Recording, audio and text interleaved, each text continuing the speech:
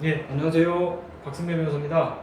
오늘은 이혼 소송에서 주의하셔야 될 점 세 가지에 대해서 말씀드리는 시간 갖고자 합니다.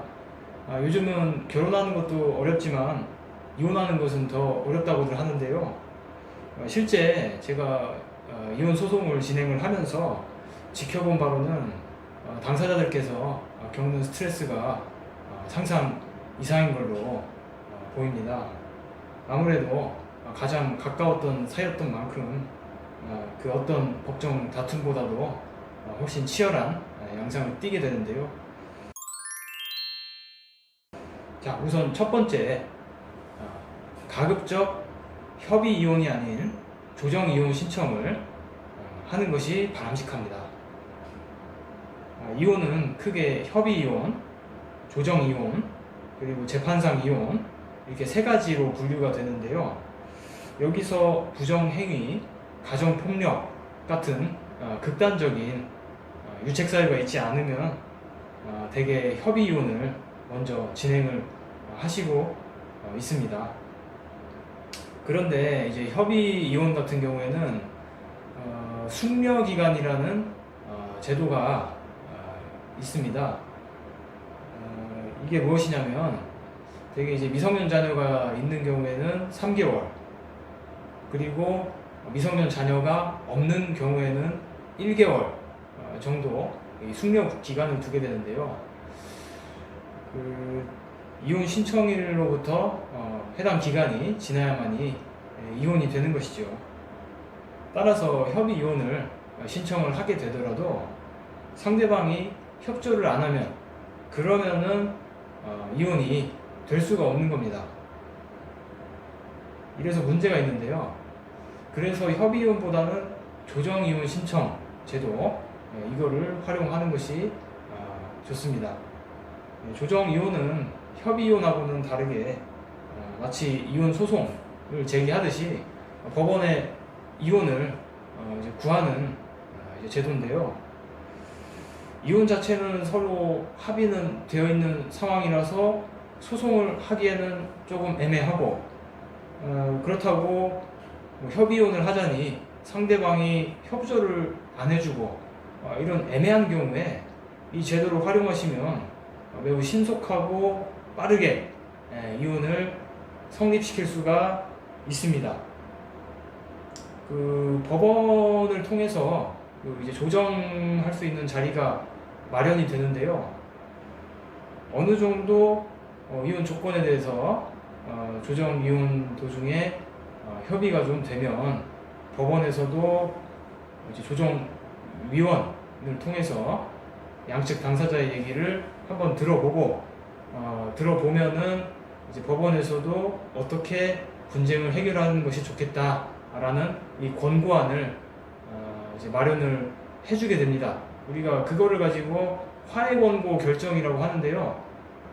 이 화해권고 결정일을 받은 날로부터 2주간 이내에 양 당사자가 이의하지 않으면 바로 이제 판결과 같이 이게 확정이 되게 됩니다. 이런 제도들을 활용을 하는 것을 매우 추천을 드립니다. 자, 그리고 두 번째, 이혼 소송을 제기하기에 앞서서 가압류, 가처분 같은 우리 보전 소송 제도를 충분히 활용하실 것을 또 추천을 드립니다. 서로 이혼하는 것에 이견이 없다면 그 다음으로 되게 문제가 되는 것이 우리 재산 분할 문제일 겁니다. 그런데 나중에 이혼 판결을 받더라도 상대방한테 이제 받아낼 재산이 없는 경우, 우리가 소위 말해서 상대방이 소송을 당하니까 미리 우리 집행 재산이라고 하죠. 부부 공동 재산을 미리 빼돌리는 경우, 나중에 판결을 받더라도 집행이 안 됩니다. 이런 불상사가 일어나는 경우가 굉장히 많습니다. 그래서 우리가 이혼 소송을 제기하기 이전에 내가 상대방한테 받을 재산이 있다라고 하신다면 미리 상대방의 부동산, 그리고 뭐 예금, 채권, 주식 같은 이런 재산들에 대해서 미리 빼돌리지 못하도록 가압류, 가처분 이런 소송을 미리 걸어두시는 게 현명합니다. 네, 그리고 세 번째, 미성년 자녀가 있는 경우인데요. 미성년 자녀가 있으면은 우리 사전처분 제도라는 게 있어서 이 사전처분 제도를 통해서 미리 소송이 끝나기 이전이라도 임시 양육자, 임시 양육비 같은 그 지위를 미리 보존해 놓는 것이 굉장히 중요합니다. 흔히 양육권을 가져오려면 이혼소송 이전에 아이를 키우고 있어야 된다, 아이를 데리고 있어야 된다, 이렇게 말씀을 하시고들 하는데, 만일 별거 중이고 이제 이혼소송을 제기를 하시면서 당사자 일방이 아이들을 실제로 데리고 키우고 있다고 한다면, 이제 상대방 입장에서는 왜 아직 혼인관계가 해소되지도 않았는데, 그러니까 이혼이 되지도 않았는데 왜 아이들을 마음대로 데려가서 보여주지 않느냐, 나도 친권자다, 양육자다, 이렇게 문제를 제기할 가능성이 굉장히 높습니다.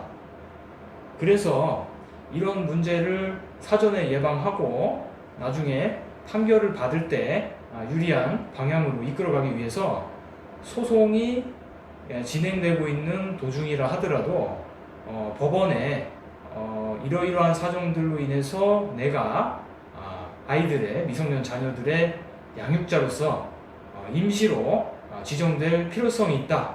또한 내가 아이들을 임시로 양육하고 있기 때문에 여기에 대해서 상대방도 양육비를 보내줘야 될 채무가 있다 라고 미리 공식적으로 지위를 확인하는 것이 우리 바로 사전처분이라는 제도입니다. 이 제도를 잘 활용을 하시면 나중에 판결에 매우 긍정적인 영향을 미칠 수가 있습니다. 자, 이렇게 오늘 이혼 소송을 제기하실 때 주의하셔야 될 점 3가지에 대해서 알아보는 시간을 가졌습니다. 사실 이혼 소송에서 고려해야 될 점은 이 3가지가 다가 아닙니다.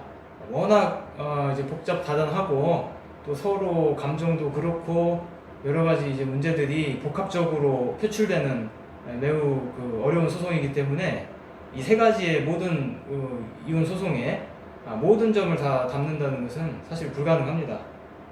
그래도 힘든 결정을 내리시고 새 출발을 하시는 데 있어서 기본적으로 제가 오늘 소개해드린 3가지 사항만 꼭 기억을 해두신다면 분명히 좋은 결실, 그리고 앞으로 이제 신분관계를 정리하시고 새 출발하시는 데 있어서 큰 도움이 되시리라고 믿어 의심치 않습니다.